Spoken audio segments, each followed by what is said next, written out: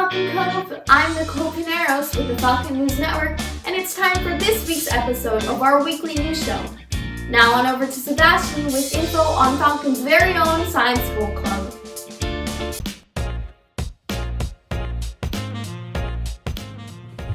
Good afternoon, Falcon Cove. My name is Sebastian Gomez, and today we are going to be talking about Science Bowl Club. Today I am joined by one of the teachers that host the club, Miss Stone. What should students expect to be doing in the club? Okay, so Science Bowl is a club where students are competing for a spot on a team that then competes in a regional competition. What will students learn from joining Science Bowl? Science Bowl covers all of the sciences at the same time, so they really get to freshen up on some of the science topics that they've learned in past years. It also covers math and technology, because those are still kind of fall under the umbrella. So they're really working on all areas of the sciences. How does the club work? Okay, so every time students come into the Science Bowl Club, we are going to start a round of questions. And the students are going to hear a question, and then they're going to hear their choices for their responses. And it's going to be not only which student responds first, but which student responds correctly. If they respond incorrectly, then other students get the chance to respond, or if they respond too quickly and interrupt the speaker, then they can get penalized. So it's really not just about knowing the answers, but it's also about understanding the rules about how and when to respond. What is your favorite part of the club? My favorite part of Science Bowl Club is really seeing just how much knowledge students have that's outside of what we learn in the classroom. I mean, there's so many more areas of science. Even though we teach the 3 general areas in middle school, they can get broken down into so much more specific knowledge. And it's really great to see the students' thirst for knowledge that's not just what they're being taught in the classroom. They're really going above and beyond and researching and doing extra studying and finding extra resources. So it's really great to see their thirst for scientific knowledge, because science is everywhere.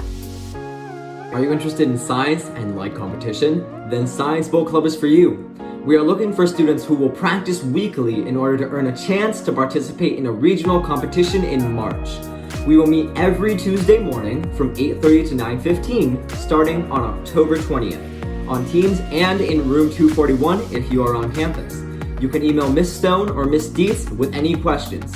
We look forward to seeing you. Now on over to Sophia Trinidad with info on another Falcon Club, Hope Club. Hello, I'm Sophia Trinidad, and I'm here to talk to you about Hope Club.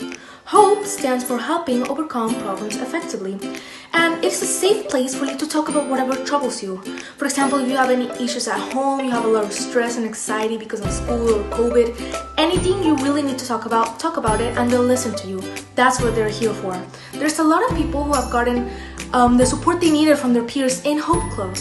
So remember, if you have anything you need to talk about or anything you want to talk about and you need people to listen, go to Hope Club. They'll definitely listen to you.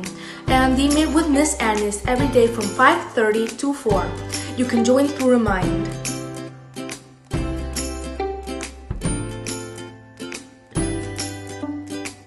Here's Miley Ortiz with yet another delicious homemade delicacy.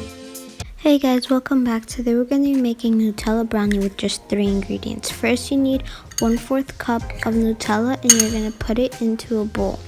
Then you're going to add 1 egg into it, and then you're going to need 2 tablespoons of flour.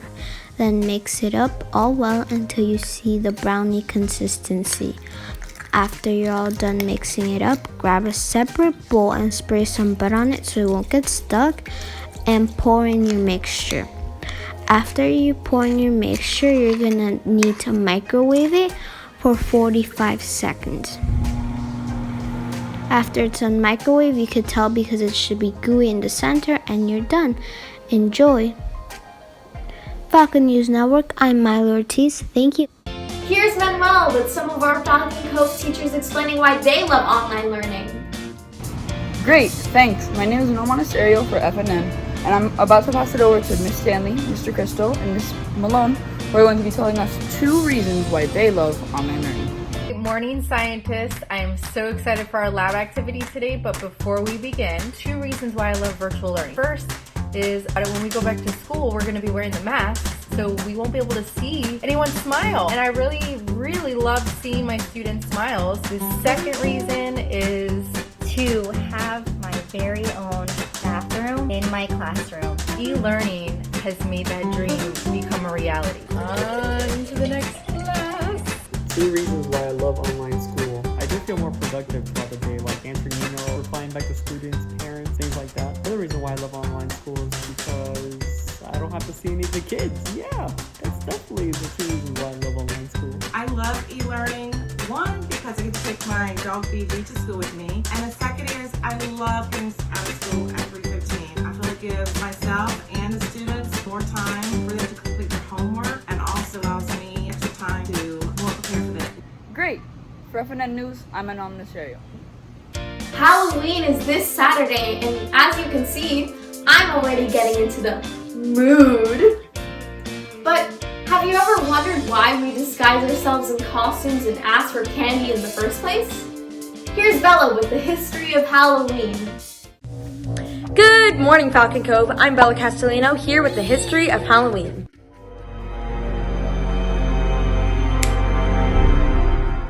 Going all the way back to 609 AD, Pope Boniface V dedicated the Pantheon in Rome to all Christian martyrs, which led to All Martyrs' Day being established in the Western Church.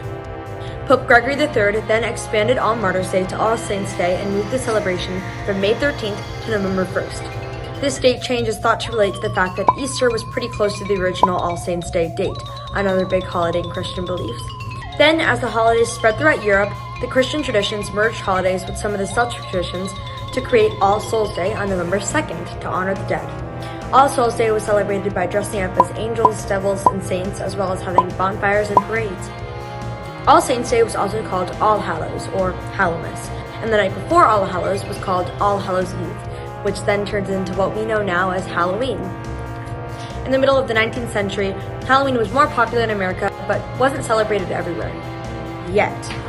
In the second half of the 19th century, many immigrants flooded America. The Irish, especially, were fleeing from the potato famine in Ireland and coming to America, which helped spread the celebration of Halloween. Then, borrowing from European traditions, Americans began dressing up and going from house to house asking for food or money. And now, Halloween is one of the most praised holidays across the country, especially amongst young kids and teenagers. What do you guys plan on doing this Halloween? That's all from me. Now back to Nicole. Thanks for tuning in, and I hope to see you next time. I'm Nicole for the Falcon News Network. Stay classy, Falcon Cove.